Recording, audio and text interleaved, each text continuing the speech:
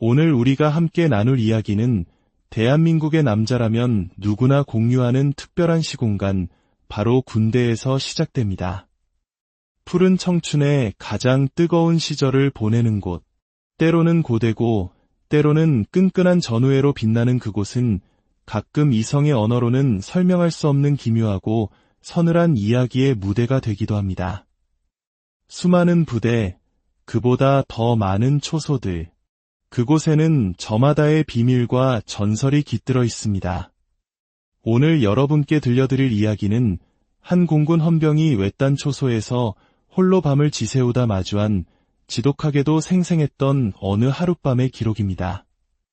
이야기를 들으시며 그날 밤 그 초소의 서늘한 공기가 여러분의 마음에 작은 파문을 일으킨다면 이 경험을 주변의 소중한 이들과도 함께 나눠주시길 바랍니다. 저희 채널의 구독과 좋아요를 통해 이와 같은 잊혀진 기억과 목소리들이 더 널리 퍼져나갈 수 있도록 힘을 보태주세요. 여러분의 작은 관심이 저희에게는 큰 격려가 됩니다. 그럼 이제부터 그 어둡고 고요했던 초소 안으로 조심스럽게 들어가 보겠습니다. 저는 공군 헌병 출신입니다. 헌병이라고 하면 흔히들 멋진 제복을 입고 정문을 지키는 모습을 떠올리지만 현실은 조금 다릅니다. 특히 신병 시절에는 대부분이 부대 곳곳에 설치된 CCTV를 24시간 감시하는 다소 단조로운 임무를 맡게 되죠. 3교대로 돌아가는 화면 속에서 이상 징후를 찾아내는 것이 저희의 주된 일이었습니다. 물론 가끔은 초소 근무에 투입되기도 했습니다. 특정 구간의 CCTV가 고장 나 감시 공백이 생기면 사람이 직접 그곳으로 파견되어 인간 CCTV가 되어야만 했습니다. 유독 말썽을 부리는 CCTV 구간이 하나 있었는데 그 덕에 거의 매일 누군가는 그곳에 초소로 향해야 했죠. 근무 스케줄은 철저히 짬순으로 결정되었습니다. 짬이 낮을수록 험난한 근무에 배정되는 것은 불문율과도 같았죠. 그날 저는 상병이었음에도 불구하고 제 위로는 온통 병장들 뿐이었습니다. 자연스럽게 그날 밤 초소 근무는 가장 말년이었던 제 차지가 되었습니다. 제가 귀신이라는 존재를 목격하게 된 곳, 바로 그 악명 높은 8번 초소였습니다. 8번 초소의 구조는 단순했습니다. 철책선을 따라 난 오솔길 옆, 가파른 철제 계단을 올라가야 나오는 2층짜리 작은 공간. 하지만 초소 주변은 높고 빽빽한 나무들로 둘러싸여 있어 가까이 다가가기 전에는 그 형태조차 제대로 보이지 않았습니다. 철책 밖에서 봐도 마찬가지였죠. 적에게 위치를 노출시키지 않기 위해 초소 내외부에는 일절 조명이 없었습니다. 유일한 빛이라고는 철책을 따라 수미터 간격으로 설치된 가로등뿐이었는데 이상하게도 8번 초소 양옆으로는 그 가로등의 간격이 터무니없이 멀었습니다. 때문에 초소 주변은 유난히 짙은 어둠에 잠겨 있었죠.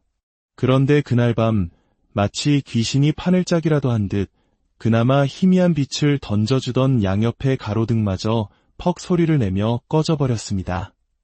그 순간 제 주변은 한 치 앞도 분간할 수 없는 완벽한 암흑으로 변했습니다. 그야말로 귀신이 나오기 딱 좋은 무대가 완벽하게 차려진 셈이었죠. 설상가상으로 원래 2인 1조 근무가 원칙임에도 불구하고 인원이 부족하다는 이유로 혼자 다녀오라는 상식적으로 이해하기 힘든 명령까지 떨어졌습니다. 유사시에는 초소에 비치된 유선전화로 보고하라는 지침 하나가 전부였습니다. 사실 당시 부대는 정말로 병력이 부족해서 대대장님 몰래 초소 근무를 한 명씩 보내는 일이 비일비재했습니다.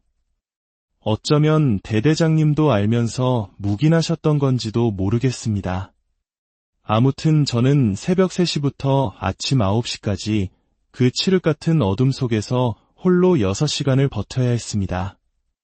그 구간 CCTV가 먹통이라는 사실은 우리 모두가 알고 있었습니다. 어차피 혼자인데다 누가 보지도 않으니 암묵적으로 무장을 해제하고 쪽잠을 자는 것이 관례처럼 굳어져 있었죠. 초소로 올라오는 철제 계단은 낡고 녹슬어 누군가 밟으면 요란한 소리를 냈고, 그 전에 초소로 오는 길 자체가 비포장 험지라 차량 소리나 풀 밟는 소리만으로도 인기척을 충분히 감지할 수 있었습니다. 덕분에 간부 순찰에 걸릴 염려는 거의 없었죠. 그날도 저는 늘 하던 대로 총을 거치대에 세워두고 탄띠를 풀어놓은 뒤 잠을 청했습니다. 처음에는 벽에 기대 앉아 잠을 자려 했지만 자세가 영 불편했습니다. 결국 저는 방탄모, 즉 하이바를 베개 삼아 차가운 초소 바닥에 등을 대고 누웠습니다. 초소는 성인 남자 2명이 들어가면 꽉 찰 정도로 비좁아 다리를 잔뜩 구부려야 겨우 누울 수 있는 공간이었습니다. 얼마나 잤을까요? 얕은 잠의 단계를 지나 깊은 수면의 문턱에 막 들어섰을 무렵이었습니다. 쿵, 쿵, 쿵. 고막을 찢을 듯한 굉음과 함께 온몸이 흔들리는 진동에 저는 소스라치게 놀라 잠에서 깼습니다. 누군가 철제 계단을 맹렬하게 밟고 올라오는 소리였습니다. 저는 빛의 속도로 탄띠를 차고 총을 집어든 뒤 계단 쪽을 노려봤습니다. 하지만 아무도 없었습니다. 다행이라고 해야 할까요? 그 순간 장난기 많은 어느 상사님의 얼굴이 떠올랐지만 그날 당직은 그분이 아니었습니다. 시계를 보니 고작 1시간이 지난 새벽 4시. 대체 그 큰 소리는 뭐였을까? 의문을 가득 품고 방탄모까지 눌러쓴 채 초소 밖으로 나가봤습니다. 주변에는 인기척은커녕 작은 동물 한 마리 없었고 달빛마저 두터운 구름에 가려졌는지 세상은 소름 끼치도록 고요하고 캄캄했습니다. 군대라는 곳이 워낙 이상한 사건 사고가 많은 곳이라 저도 이때까지만 해도 대수롭지 않게 생각하려 했습니다. 꿈을 꿨거나 너무 피곤해서 헛것을 들었겠거니 여기고 다시 초소로 들어와 무장을 해제한 뒤 누웠습니다. 이번에는 깊이 잠들지 못했습니다. 주변의 작은 소리들이 귓가에 맴도는 얕은 잠을 자고 있었죠. 바로 그때였습니다. 쿵, 쿵, 쿵. 또다시 이전과 똑같이 누군가 철제 계단을 성큼성큼 올라오는 소리가 초소 전체를 울렸습니다. 저는 벌떡 일어나 다시 총을 부여잡고 계단 쪽을 확인했습니다. 역시나 이번에도 아무도 없었습니다. 2번이나 반복된 기이한 현상. 하지만 저는 피곤해서 그래. 신경이 곤두서서 헛것이 들리는 거야 라며 억지로 스스로를 다독였습니다. 상병짬이면 이 정도 해프닝에 굴할 수는 없었죠.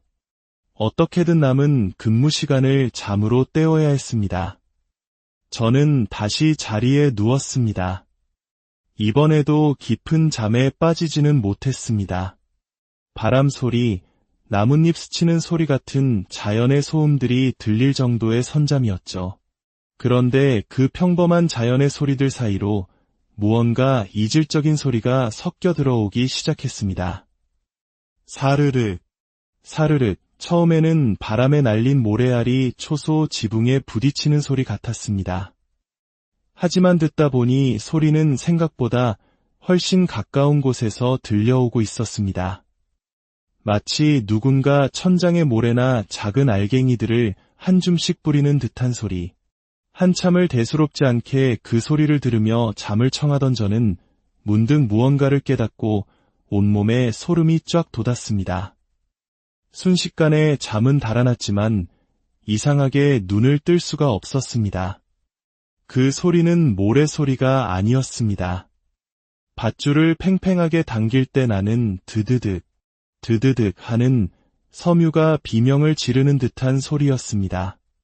그리고 그 소리는 바로 제 눈앞, 이 작은 초소의 천장에서 들려오고 있었습니다.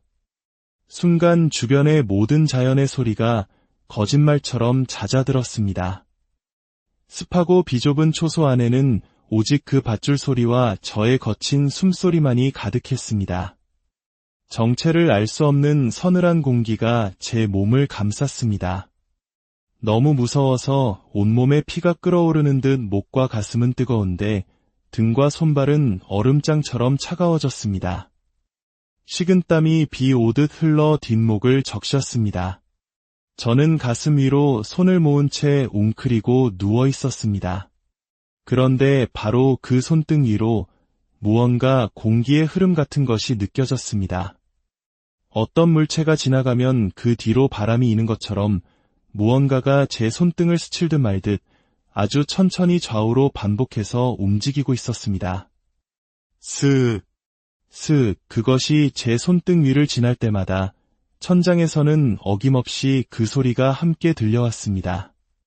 드드득, 드드득, 상상하고 싶지 않은 그림이 머릿속에 그려지자 온몸에 피가 차갑게 식는 것 같았습니다. 이윽고 저는 가위에 눌리고 말았습니다. 가위에 눌리면 눈을 뜨기 싫어도 저절로 눈이 떠진다고들 하죠. 저는 정말 젖먹던 힘까지 다해 미간에 경련이 일 정도로 힘을 꽉 주고 필사적으로 눈을 감았습니다. 시간이 흐르기는 하는 걸까? 해가 뜨면 이 끔찍한 상황이 끝나는 걸까? 온갖 생각이 머릿속을 헤집는 동안 눈가 근육이 파르르 떨려왔습니다. 더 이상 버틸 수 없다고 생각한 저는 속으로 하나, 둘, 셋을 외치고 눈을 번쩍 떴습니다. 제 눈앞에 있었던 것은 새까만 군화였습니다. 누군가 제 바로 위에서 흔들, 흔들 매달려 있었습니다. 심장이 쿵하고 바닥으로 떨어지는 기분이었습니다. 비명을 지르려 했지만 목구멍에서는 흐흡, 흐흡하는 바람 새는 소리만 나올 뿐이었습니다. 상체라도 일으켜보려 했지만 몸은 이상한 자세로 뒤틀린 채 꿈틀거릴 뿐 제 뜻대로 움직여주지 않았습니다. 이 모든 과정이 단 몇 초처럼 느껴질 만큼 순식간에 일어났습니다. 그리고 바로 그때 따르르르르릉 귀를 찢는 듯한 전화벨 소리가 정적을 깨고 울려 퍼졌습니다. 그 순간 저는 정신이 번쩍 들며 가위에서 풀려났습니다. 분명 눈을 뜨고 있었는데 마치 한 번 더 눈이 떠지는 것처럼 지독하게도 선명했던 악몽에서 깨어났습니다. 정신이 나간 사람처럼 멍하니 앉아 방금 일어난 일을 파악하려 애쓰는데 공기 중에 먼지가 자욱하게 피어오르는 것이 보였습니다. 고개를 돌려 왼쪽을 보니 전화기가 놓여있던 작은 책상이 다리가 부러진 채 바닥에 나뒹굴고 있었습니다. 전화기 역시 그 밑에 떨어져 있었고요. 그때까지만 해도 저는 제가 악몽을 꾸다 발버둥 치다가 책상을 찬 것이라고 생각했습니다. 시간을 보니 새벽 5시가 조금 넘은 시각. 저는 더 이상 잠들지 못하고 남은 근무 시간을 지독한 공포 속에서 뜬 눈으로 보내야 했습니다. 교대 시간이 되어 저 멀리서 차량 엔진 소리가 들려오자 그제야 긴장이 풀렸습니다. 후임에게 책상이 낡아서 부서진 것 같다고, 전화기는 문제없어 보이지만 테스트는 해보라고 대충 둘러대고 초소를 내려왔습니다. 저를 태우러 온 선임은 흠뻑 젖은 제 군복을 보며 그렇게 더웠냐? 오늘 쌀쌀하지 않았어?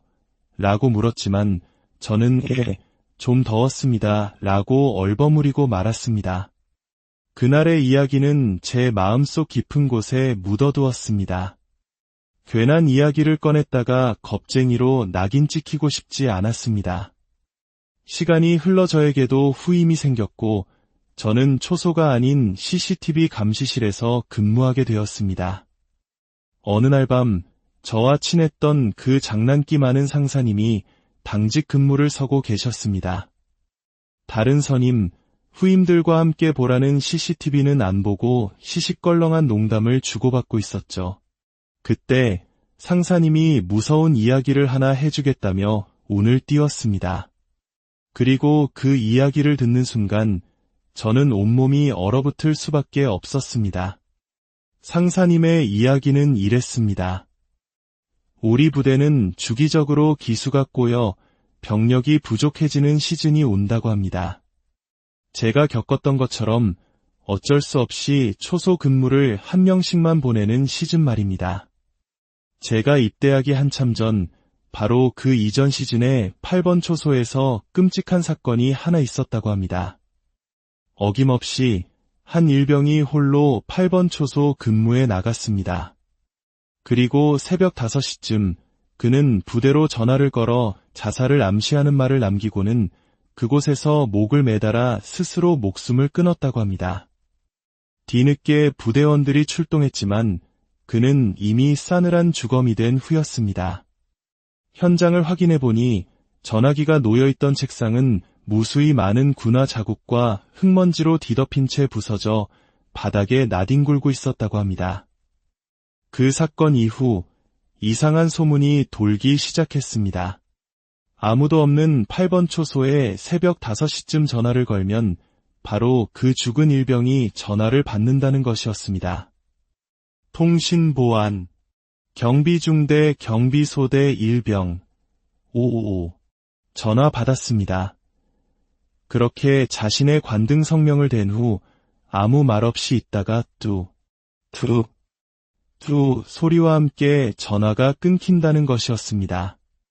병장들은 이것을 하나의 담력 시험처럼 여기며 야간 근무 중 장난 전화를 걸며 놀았다고 합니다. 상사님은 이야기를 마치며 너희들도 아직 그 장난 전화하고 노냐? 진짜 귀신이 전화 받은 적 있긴 하냐? 라며 웃었습니다.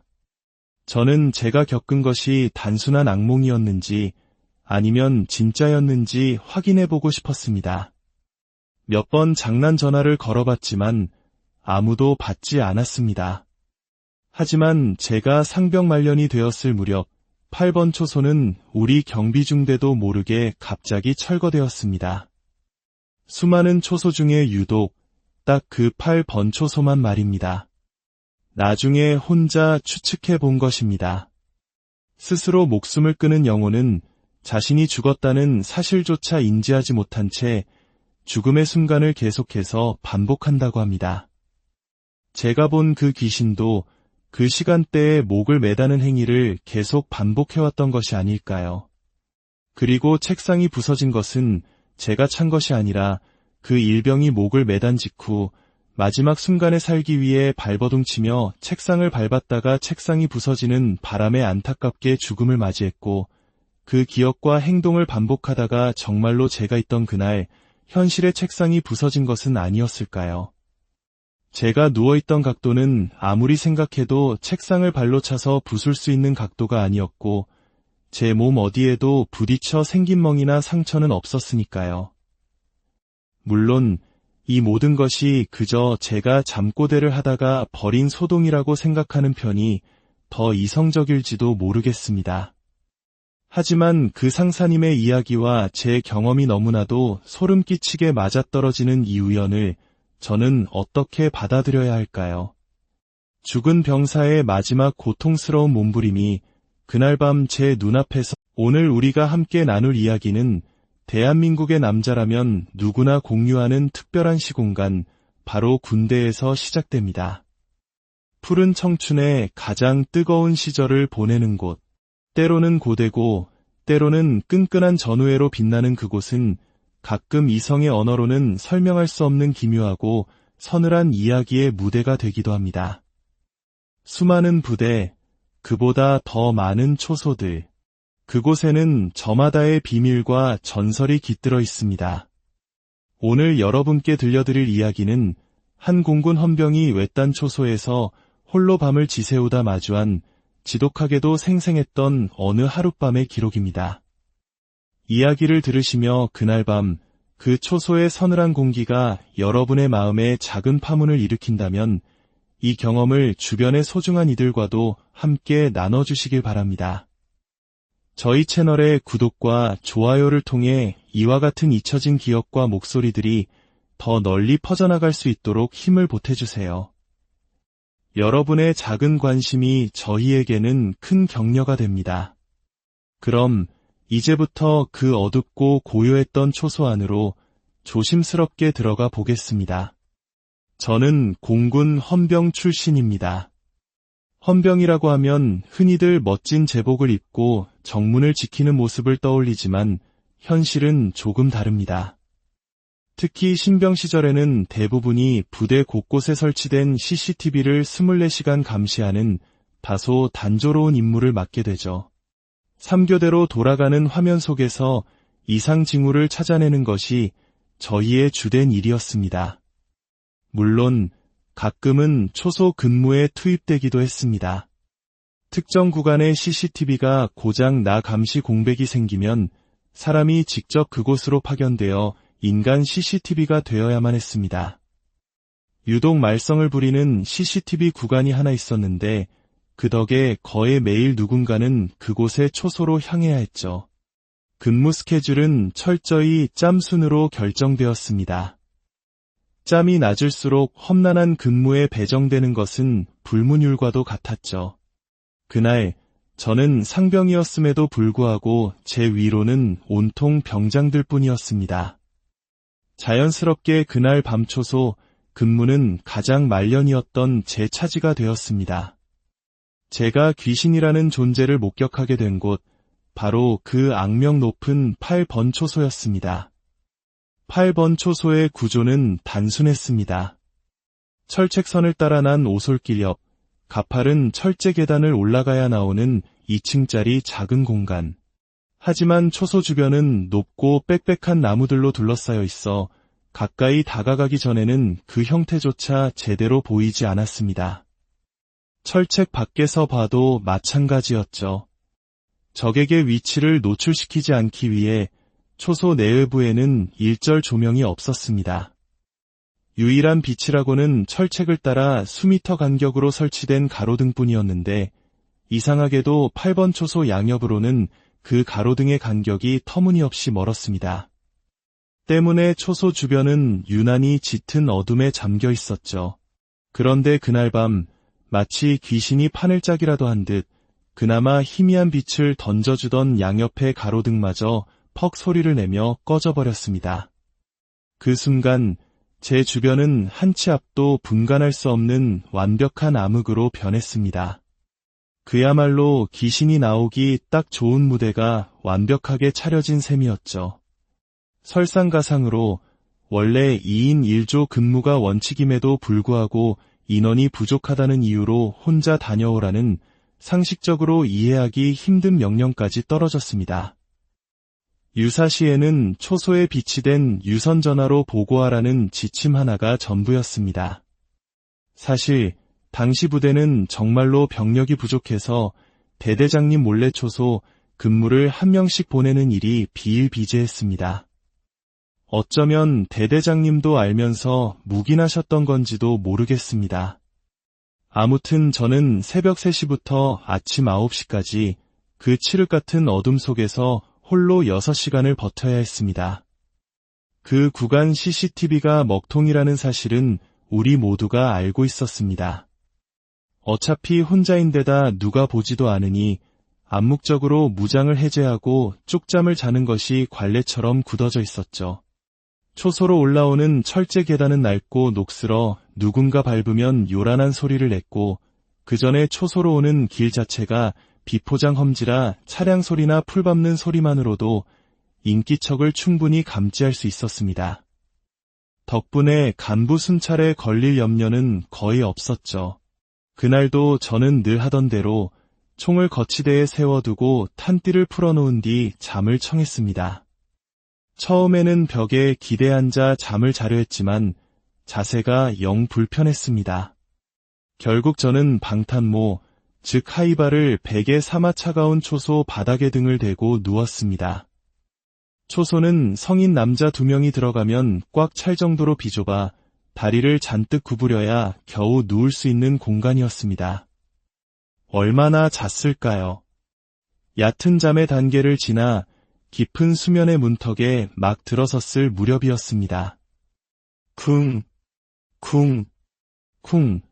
고막을 찢을 듯한 굉음과 함께 온몸이 흔들리는 진동에 저는 소스라치게 놀라 잠에서 깼습니다. 누군가 철제 계단을 맹렬하게 밟고 올라오는 소리였습니다. 저는 빛의 속도로 탄띠를 차고 총을 집어든 뒤 계단 쪽을 노려봤습니다. 하지만 아무도 없었습니다. 다행이라고 해야 할까요? 그 순간 장난기 많은 어느 상사님의 얼굴이 떠올랐지만 그날 당직은 그분이 아니었습니다. 시계를 보니 고작 1시간이 지난 새벽 4시. 대체 그 큰 소리는 뭐였을까? 의문을 가득 품고 방탄모까지 눌러쓴 채 초소 밖으로 나가봤습니다.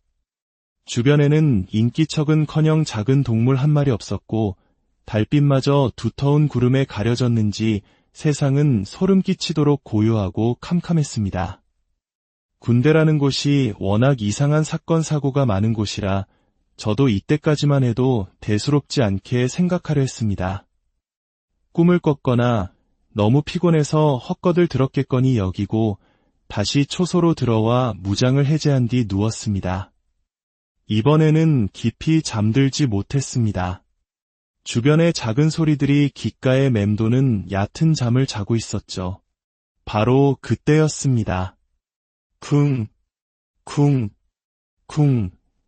또다시 이전과 똑같이 누군가 철제 계단을 성큼성큼 올라오는 소리가 초소 전체를 울렸습니다.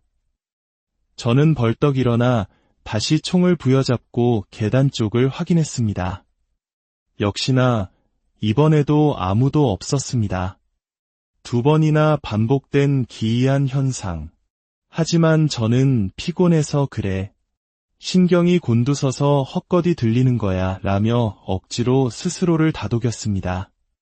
상병짬이면 이 정도 해프닝에 굴할 수는 없었죠. 어떻게든 남은 근무 시간을 잠으로 때워야 했습니다. 저는 다시 자리에 누웠습니다. 이번에도 깊은 잠에 빠지지는 못했습니다. 바람 소리, 나뭇잎 스치는 소리 같은 자연의 소음들이 들릴 정도의 선잠이었죠. 그런데 그 평범한 자연의 소리들 사이로 무언가 이질적인 소리가 섞여 들어오기 시작했습니다. 사르륵, 사르륵. 처음에는 바람에 날린 모래알이 초소 지붕에 부딪히는 소리 같았습니다. 하지만 듣다 보니 소리는 생각보다 훨씬 가까운 곳에서 들려오고 있었습니다. 마치 누군가 천장의 모래나 작은 알갱이들을 한 줌씩 뿌리는 듯한 소리. 한참을 대수롭지 않게 그 소리를 들으며 잠을 청하던 저는 문득 무언가를 깨닫고 온몸에 소름이 쫙 돋았습니다. 순식간에 잠은 달아났지만 이상하게 눈을 뜰 수가 없었습니다. 그 소리는 모래 소리가 아니었습니다. 밧줄을 팽팽하게 당길 때 나는 드드득, 드드득 하는 섬유가 비명을 지르는 듯한 소리였습니다. 그리고 그 소리는 바로 제 눈앞, 이 작은 초소의 천장에서 들려오고 있었습니다. 순간 주변의 모든 자연의 소리가 거짓말처럼 잦아들었습니다. 습하고 비좁은 초소 안에는 오직 그 밧줄 소리와 저의 거친 숨소리만이 가득했습니다. 정체를 알 수 없는 서늘한 공기가 제 몸을 감쌌습니다. 너무 무서워서 온몸에 피가 끓어오르는 듯 목과 가슴은 뜨거운데 등과 손발은 얼음장처럼 차가워졌습니다. 식은땀이 비 오듯 흘러 뒷목을 적셨습니다. 저는 가슴 위로 손을 모은 채 웅크리고 누워 있었습니다. 그런데 바로 그 손등 위로 무언가 공기의 흐름 같은 것이 느껴졌습니다. 어떤 물체가 지나가면 그 뒤로 바람이 이는 것처럼 무언가가 제 손등을 스칠듯 말듯 아주 천천히 좌우로 반복해서 움직이고 있었습니다. 슥, 슥, 그것이 제 손등 위를 지날 때마다 천장에서는 어김없이 그 소리가 함께 들려왔습니다. 드드득, 드드득. 상상하고 싶지 않은 그림이 머릿속에 그려지자 온몸에 피가 차갑게 식는 것 같았습니다. 이윽고 저는 가위에 눌리고 말았습니다. 가위에 눌리면 눈을 뜨기 싫어도 저절로 눈이 떠진다고들 하죠. 저는 정말 젖먹던 힘까지 다해 미간에 경련이 일 정도로 힘을 꽉 주고 필사적으로 눈을 감았습니다. 시간이 흐르기는 하는 걸까? 해가 뜨면 이 끔찍한 상황이 끝나는 걸까? 온갖 생각이 머릿속을 헤집는 동안 눈가 근육이 파르르 떨려왔습니다. 더 이상 버틸 수 없다고 생각한 저는 속으로 하나, 둘, 셋을 외치고 눈을 번쩍 떴습니다. 제 눈앞에 있었던 것은 새까만 군화였습니다. 누군가 제 바로 위에서 흔들 매달려 있었습니다. 심장이 쿵하고 바닥으로 떨어지는 기분이었습니다. 비명을 지르려 했지만 목구멍에서는 흐흡하는 바람 새는 소리만 나올 뿐이었습니다. 상체라도 일으켜보려 했지만 몸은 이상한 자세로 뒤틀린 채 꿈틀거릴 뿐 제 뜻대로 움직여주지 않았습니다. 이 모든 과정이 단 몇 초처럼 느껴질 만큼 순식간에 일어났습니다. 그리고 바로 그때 따르르르르릉 귀를 찢는 듯한 전화벨 소리가 정적을 깨고 울려 퍼졌습니다. 그 순간 저는 정신이 번쩍 들며 가위에서 풀려났습니다. 분명 눈을 뜨고 있었는데 마치 한 번 더 눈이 떠지는 것처럼 지독하게도 선명했던 악몽에서 깨어났습니다. 정신이 나간 사람처럼 멍하니 앉아 방금 일어난 일을 파악하려 애쓰는데 공기 중에 먼지가 자욱하게 피어오르는 것이 보였습니다.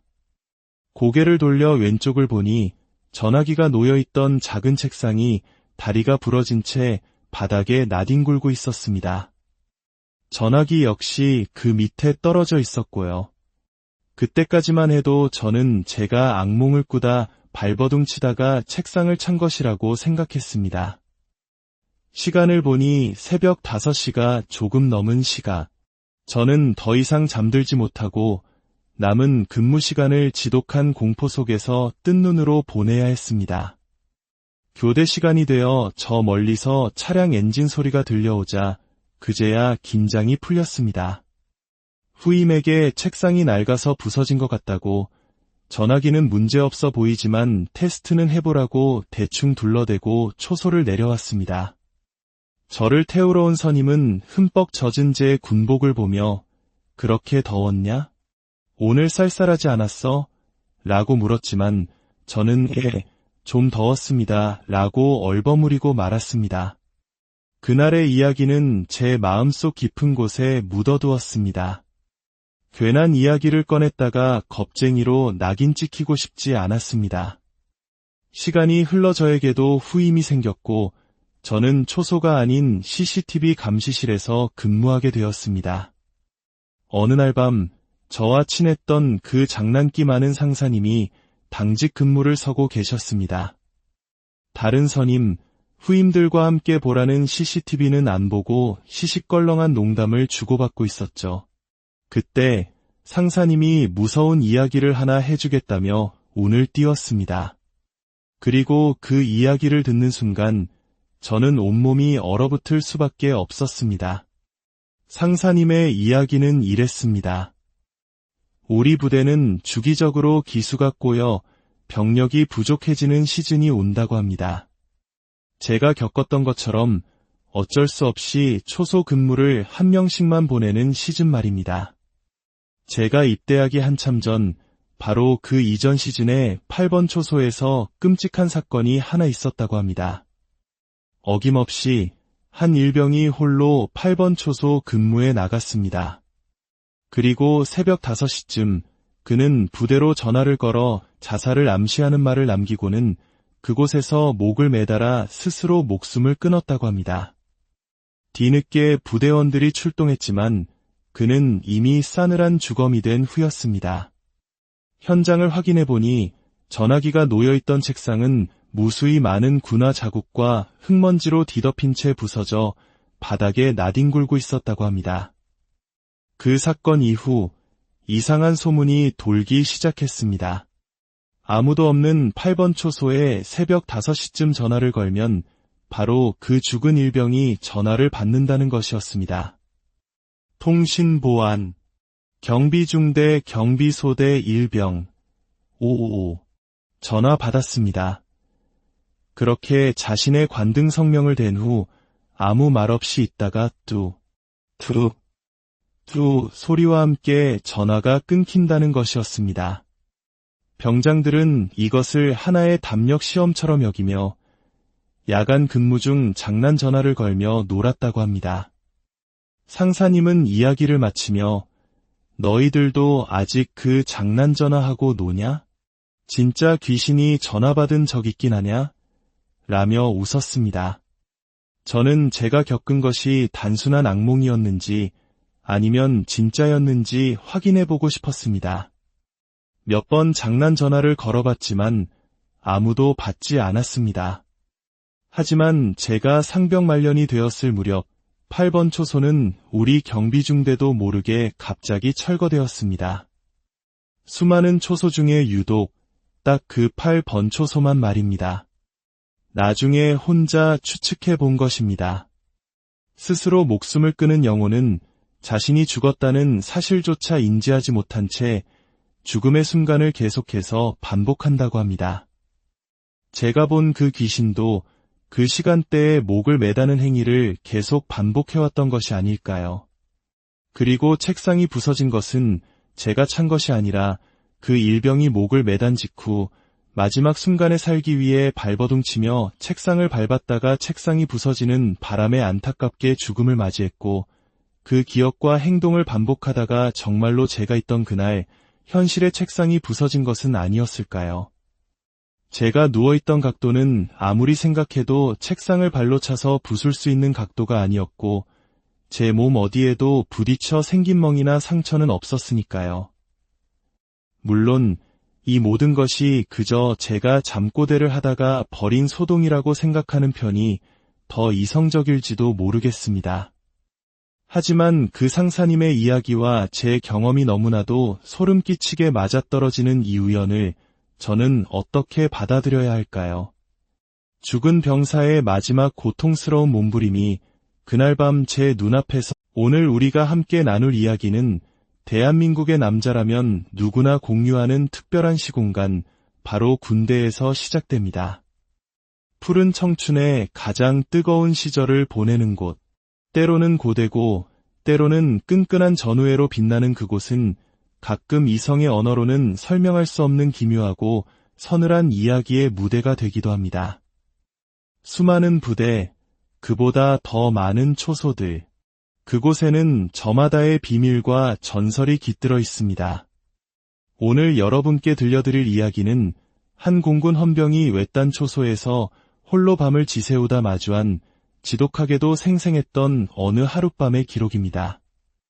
이야기를 들으시며 그날 밤 그 초소의 서늘한 공기가 여러분의 마음에 작은 파문을 일으킨다면 이 경험을 주변의 소중한 이들과도 함께 나눠주시길 바랍니다. 저희 채널의 구독과 좋아요를 통해 이와 같은 잊혀진 기억과 목소리들이 더 널리 퍼져나갈 수 있도록 힘을 보태주세요. 여러분의 작은 관심이 저희에게는 큰 격려가 됩니다. 그럼 이제부터 그 어둡고 고요했던 초소 안으로 조심스럽게 들어가 보겠습니다. 저는 공군 헌병 출신입니다. 헌병이라고 하면 흔히들 멋진 제복을 입고 정문을 지키는 모습을 떠올리지만 현실은 조금 다릅니다. 특히 신병 시절에는 대부분이 부대 곳곳에 설치된 CCTV를 24시간 감시하는 다소 단조로운 임무를 맡게 되죠. 3교대로 돌아가는 화면 속에서 이상 징후를 찾아내는 것이 저희의 주된 일이었습니다.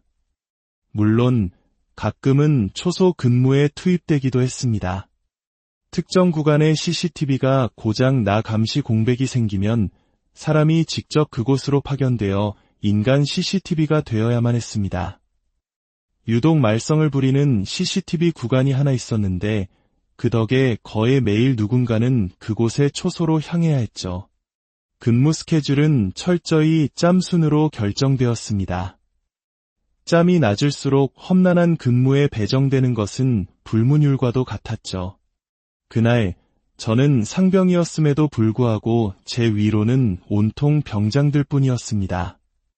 자연스럽게 그날 밤 초소 근무는 가장 말년이었던 제 차지가 되었습니다. 제가 귀신이라는 존재를 목격하게 된 곳, 바로 그 악명 높은 8번 초소였습니다. 8번 초소의 구조는 단순했습니다. 철책선을 따라 난 오솔길 옆, 가파른 철제 계단을 올라가야 나오는 2층짜리 작은 공간. 하지만 초소 주변은 높고 빽빽한 나무들로 둘러싸여 있어 가까이 다가가기 전에는 그 형태조차 제대로 보이지 않았습니다. 철책 밖에서 봐도 마찬가지였죠. 적에게 위치를 노출시키지 않기 위해 초소 내외부에는 일절 조명이 없었습니다. 유일한 빛이라고는 철책을 따라 수미터 간격으로 설치된 가로등뿐이었는데 이상하게도 8번 초소 양옆으로는 그 가로등의 간격이 터무니없이 멀었습니다. 때문에 초소 주변은 유난히 짙은 어둠에 잠겨 있었죠. 그런데 그날 밤 마치 귀신이 판을 짜기라도 한 듯 그나마 희미한 빛을 던져주던 양옆의 가로등마저 퍽 소리를 내며 꺼져버렸습니다. 그 순간 제 주변은 한 치 앞도 분간할 수 없는 완벽한 암흑으로 변했습니다. 그야말로 귀신이 나오기 딱 좋은 무대가 완벽하게 차려진 셈이었죠. 설상가상으로 원래 2인 1조 근무가 원칙임에도 불구하고 인원이 부족하다는 이유로 혼자 다녀오라는 상식적으로 이해하기 힘든 명령까지 떨어졌습니다. 유사시에는 초소에 비치된 유선전화로 보고하라는 지침 하나가 전부였습니다. 사실 당시 부대는 정말로 병력이 부족해서 대대장님 몰래 초소 근무를 한 명씩 보내는 일이 비일비재했습니다. 어쩌면 대대장님도 알면서 묵인하셨던 건지도 모르겠습니다. 아무튼 저는 새벽 3시부터 아침 9시까지 그 칠흑 같은 어둠 속에서 홀로 6시간을 버텨야 했습니다.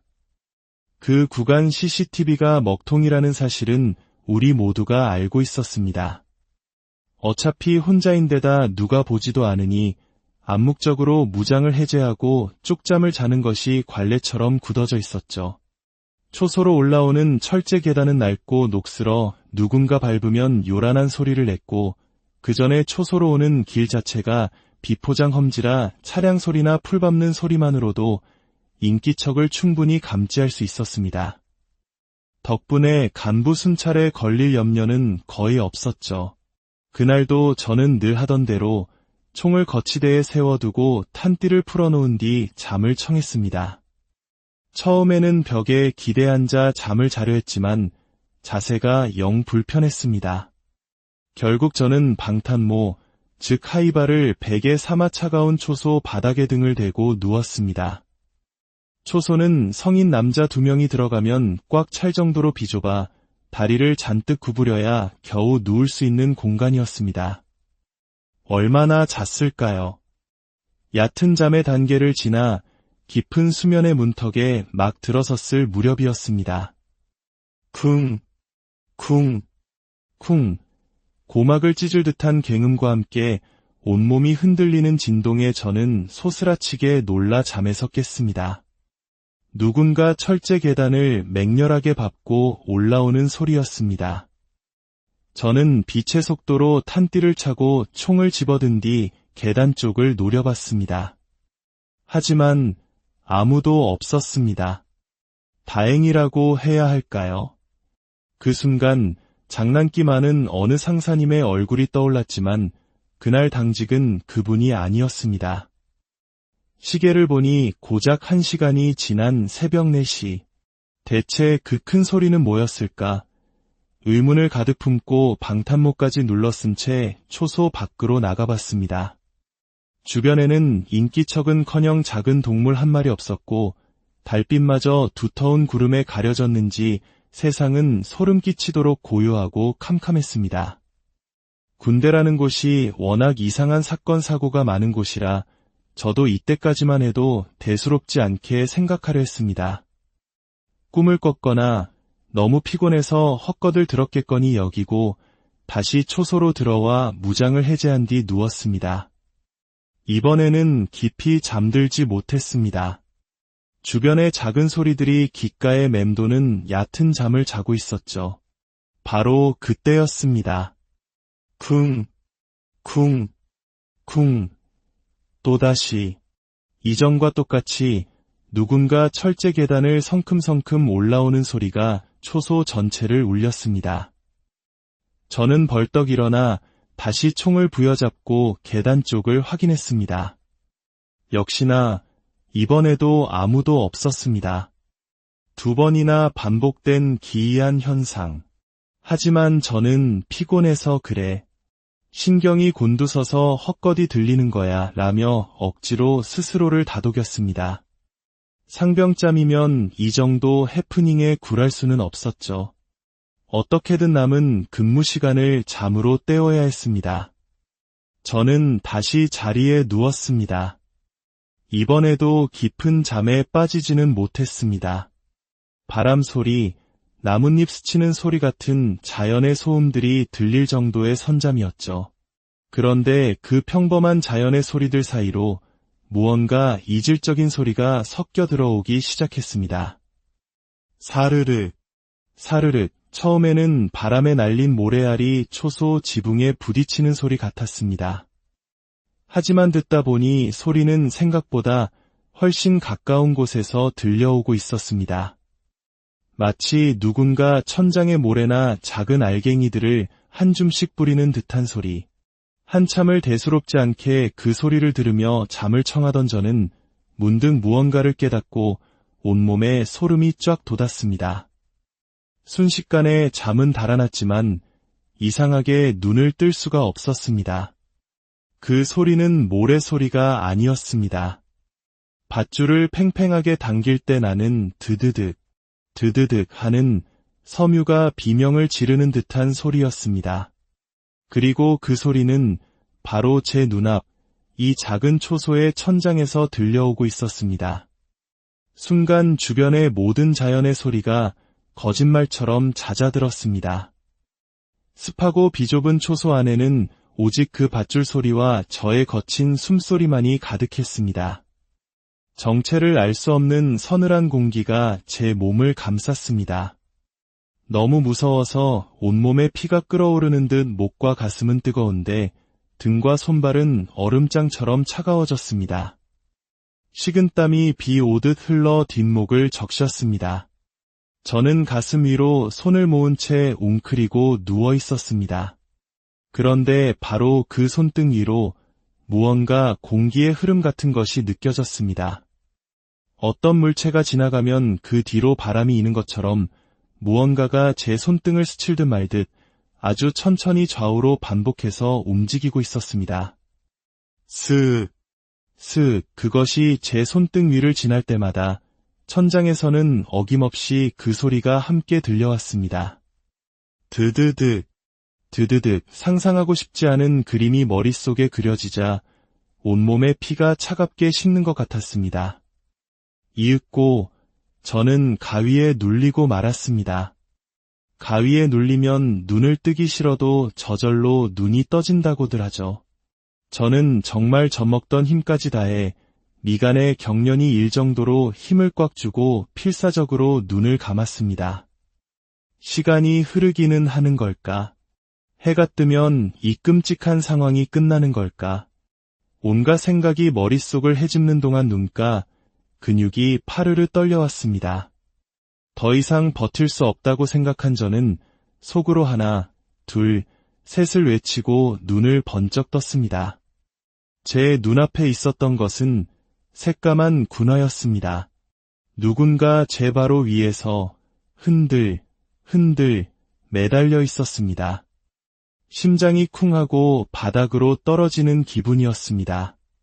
비명을 지르려 했지만 목구멍에서는 흐흡, 흐흡하는 바람 새는 소리만 나올 뿐이었습니다. 상체라도 일으켜보려 했지만 몸은 이상한 자세로 뒤틀린 채 꿈틀거릴 뿐 제 뜻대로 움직여주지 않았습니다. 이 모든 과정이 단 몇 초처럼 느껴질 만큼 순식간에 일어났습니다. 그리고 바로 그때 따르르르르릉 귀를 찢는 듯한 전화벨 소리가 정적을 깨고 울려 퍼졌습니다. 그 순간 저는 정신이 번쩍 들며 가위에서 풀려났습니다. 분명 눈을 뜨고 있었는데 마치 한 번 더 눈이 떠지는 것처럼 지독하게도 선명했던 악몽에서 깨어났습니다. 정신이 나간 사람처럼 멍하니 앉아 방금 일어난 일을 파악하려 애쓰는데 공기 중에 먼지가 자욱하게 피어오르는 것이 보였습니다. 고개를 돌려 왼쪽을 보니 전화기가 놓여있던 작은 책상이 다리가 부러진 채 바닥에 나뒹굴고 있었습니다. 전화기 역시 그 밑에 떨어져 있었고요. 그때까지만 해도 저는 제가 악몽을 꾸다 발버둥 치다가 책상을 찬 것이라고 생각했습니다. 시간을 보니 새벽 5시가 조금 넘은 시각. 저는 더 이상 잠들지 못하고 남은 근무 시간을 지독한 공포 속에서 뜬 눈으로 보내야 했습니다. 교대 시간이 되어 저 멀리서 차량 엔진 소리가 들려오자 그제야 긴장이 풀렸습니다. 후임에게 책상이 낡아서 부서진 것 같다고, 전화기는 문제없어 보이지만 테스트는 해보라고 대충 둘러대고 초소를 내려왔습니다. 저를 태우러 온 선임은 흠뻑 젖은 제 군복을 보며 그렇게 더웠냐? 오늘 쌀쌀하지 않았어? 라고 물었지만 저는 좀 더웠습니다. 라고 얼버무리고 말았습니다. 그날의 이야기는 제 마음속 깊은 곳에 묻어두었습니다. 괜한 이야기를 꺼냈다가 겁쟁이로 낙인 찍히고 싶지 않았습니다. 시간이 흘러 저에게도 후임이 생겼고 저는 초소가 아닌 CCTV 감시실에서 근무하게 되었습니다. 어느 날 밤 저와 친했던 그 장난기 많은 상사님이 당직 근무를 서고 계셨습니다. 다른 선임, 후임들과 함께 보라는 CCTV는 안 보고 시시껄렁한 농담을 주고받고 있었죠. 그때 상사님이 무서운 이야기를 하나 해주겠다며 운을 띄웠습니다. 그리고 그 이야기를 듣는 순간 저는 온몸이 얼어붙을 수밖에 없었습니다. 상사님의 이야기는 이랬습니다. 우리 부대는 주기적으로 기수가 꼬여 병력이 부족해지는 시즌이 온다고 합니다. 제가 겪었던 것처럼 어쩔 수 없이 초소 근무를 한 명씩만 보내는 시즌 말입니다. 제가 입대하기 한참 전 바로 그 이전 시즌에 8번 초소에서 끔찍한 사건이 하나 있었다고 합니다. 어김없이 한 일병이 홀로 8번 초소 근무에 나갔습니다. 그리고 새벽 5시쯤 그는 부대로 전화를 걸어 자살을 암시하는 말을 남기고는 그곳에서 목을 매달아 스스로 목숨을 끊었다고 합니다. 뒤늦게 부대원들이 출동했지만 그는 이미 싸늘한 주검이 된 후였습니다. 현장을 확인해보니 전화기가 놓여있던 책상은 무수히 많은 군화 자국과 흙먼지로 뒤덮인 채 부서져 바닥에 나뒹굴고 있었다고 합니다. 그 사건 이후 이상한 소문이 돌기 시작했습니다. 아무도 없는 8번 초소에 새벽 5시쯤 전화를 걸면 바로 그 죽은 일병이 전화를 받는다는 것이었습니다. 통신보안, 경비중대 경비소대 일병, 555, 전화 받았습니다. 그렇게 자신의 관등 성명을 댄 후 아무 말 없이 있다가 뚜 소리와 함께 전화가 끊긴다는 것이었습니다. 병장들은 이것을 하나의 담력 시험처럼 여기며 야간 근무 중 장난 전화를 걸며 놀았다고 합니다. 상사님은 이야기를 마치며 너희들도 아직 그 장난 전화하고 노냐? 진짜 귀신이 전화 받은 적 있긴 하냐? 라며 웃었습니다. 저는 제가 겪은 것이 단순한 악몽이었는지 아니면 진짜였는지 확인해보고 싶었습니다. 몇 번 장난 전화를 걸어봤지만 아무도 받지 않았습니다. 하지만 제가 상병 말년이 되었을 무렵 8번 초소는 우리 경비중대도 모르게 갑자기 철거되었습니다. 수많은 초소 중에 유독 딱 그 8번 초소만 말입니다. 나중에 혼자 추측해 본 것입니다. 스스로 목숨을 끊은 영혼은 자신이 죽었다는 사실조차 인지하지 못한 채 죽음의 순간을 계속해서 반복한다고 합니다. 제가 본 그 귀신도 그 시간대에 목을 매다는 행위를 계속 반복해왔던 것이 아닐까요? 그리고 책상이 부서진 것은 제가 찬 것이 아니라 그 일병이 목을 매단 직후 마지막 순간에 살기 위해 발버둥치며 책상을 밟았다가 책상이 부서지는 바람에 안타깝게 죽음을 맞이했고, 그 기억과 행동을 반복하다가 정말로 제가 있던 그날 현실의 책상이 부서진 것은 아니었을까요? 제가 누워있던 각도는 아무리 생각해도 책상을 발로 차서 부술 수 있는 각도가 아니었고, 제 몸 어디에도 부딪혀 생긴 멍이나 상처는 없었으니까요. 물론 이 모든 것이 그저 제가 잠꼬대를 하다가 버린 소동이라고 생각하는 편이 더 이성적일지도 모르겠습니다. 하지만 그 상사님의 이야기와 제 경험이 너무나도 소름 끼치게 맞아떨어지는 이 우연을 저는 어떻게 받아들여야 할까요? 죽은 병사의 마지막 고통스러운 몸부림이 그날 밤 제 눈앞에서, 오늘 우리가 함께 나눌 이야기는 대한민국의 남자라면 누구나 공유하는 특별한 시공간, 바로 군대에서 시작됩니다. 푸른 청춘의 가장 뜨거운 시절을 보내는 곳, 때로는 고되고 때로는 끈끈한 전우회로 빛나는 그곳은 가끔 이성의 언어로는 설명할 수 없는 기묘하고 서늘한 이야기의 무대가 되기도 합니다. 수많은 부대, 그보다 더 많은 초소들, 그곳에는 저마다의 비밀과 전설이 깃들어 있습니다. 오늘 여러분께 들려드릴 이야기는 한 공군 헌병이 외딴 초소에서 홀로 밤을 지새우다 마주한 지독하게도 생생했던 어느 하룻밤의 기록입니다.